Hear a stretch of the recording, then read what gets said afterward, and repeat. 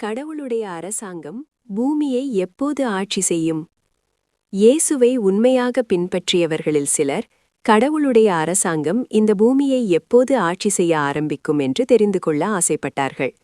அதை அவர்களால் துல்லியமாக தெரிந்து கொள்ள முடியாது என்று அப்போது இயேசு அவர்களிடம் சொன்னார். அப்போஸ்தலர் 1:6-7. ஆனால் முன்பு ஒருமுறை சில சம்பவங்கள் ஒரே சமயத்தில் நடப்பதை வைத்து கடவுளுடைய அரசாங்கம் நெருங்கி வந்துவிட்டது என்று தெரிந்து கொள்வீர்கள் என்று அவர்களிடம் சொல்லியிருந்தார். சீக்கிரத்தில் அது இந்த பூமியை ஆட்சி செய்ய ஆரம்பிக்கும் என்றும் அவர்களுக்கு புரிய வைத்தார். லூக்கா 21:31.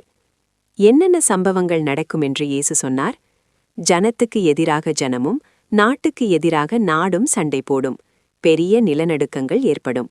அடுத்தடுத்து பல இடங்களில் பஞ்சங்களும் கொள்ளை நோய்களும் உண்டாகும் என்று இயேசு சொன்னார். லூக்கா 21:10-11. எப்படி விரலில் இருக்கும் சின்ன சின்ன கோடுகளெல்லாம் சேர்ந்து கைரேகையாகிறதோ அதேபோல் இந்த எல்லா சம்பவங்களும் சேர்ந்து ஒரு தெளிவான அடையாளமாக ஆகிறது. அதோடு கைரேகை எப்படி ஒரு நபருக்கு அடையாளமாக இருக்கிறதோ அதேபோல் இந்த எல்லா சம்பவங்களும் ஒரே சமயத்தில் நடப்பது கடவுளுடைய அரசாங்கம் நெருங்கி வந்துவிட்டது என்பதற்கு அடையாளமாக இருக்கிறது. இந்த சம்பவங்களெல்லாம் ஒரே சமயத்தில் நடந்திருக்கின்றனவா? இவை உலக அளவில் நடக்கின்றனவா? ஆதாரங்களை அலசலாம். மனித சரித்திரத்தையே புரட்டி போட்ட வருஷமாக 1914 சரித்திர ஆசிரியர்கள் நினைக்கிறார்கள். அந்த வருஷத்தில் மனித சரித்திரத்தில் இதுவரை இல்லாத அளவு மிகப்பெரிய போரொன்று வெடித்தது. அதுதான் முதல் உலகப் போர். அந்த போரில்தான் பீரங்கிகள், வான்குண்டுகள், எந்திர துப்பாக்கிகள், விஷவாயு போன்ற பல பயங்கரமான போராயுதங்களை பெரிய அளவில் பயன்படுத்தினார்கள். சில வருஷங்களில் இரண்டாவது உலகப் போர் ஆரம்பித்தது. அந்த போரில் முதல் முறையாக அணு ஆயுதங்களை பயன்படுத்தினார்கள். 1914 எங்காவது ஓரிடத்தில் போர் நடந்து கொண்டுதான் இருக்கிறது. அந்த போர்களால் பலியானவர்கள் கோடிக்கணக்கானவர்கள்.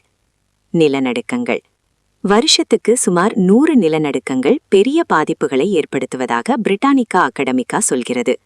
சுமார் 1900களிலிருந்து இதுவரை எடுத்து வைக்கப்பட்ட பதிவுகளின்படி பார்த்தால் வருஷத்துக்கு ஏறக்குறைய 16 பயங்கரமான நிலநடுக்கங்கள் வரும் என்று எதிர்பார்க்கப்படுகிறது என்று அமெரிக்க புவியியல் ஆய்வு மையம் சொல்கிறது.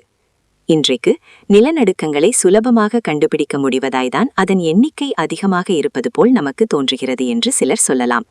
அவர்கள் சொல்வது உண்மையோ இல்லையோ, உலகம் முழுக்க நடக்கிற இதுபோன்ற பெரிய பெரிய நிலநடுக்கங்களால் இதுவரை இல்லாத அளவு பாதிப்புகளும் உயிர் சேதமும் ஏற்படுகின்றன. கடவுளுடைய அரசாங்கம் பூமியை எப்போது ஆட்சி செய்யும்? இயேசுவை உண்மையாக பின்பற்றியவர்களில் சிலர், கடவுளுடைய அரசாங்கம்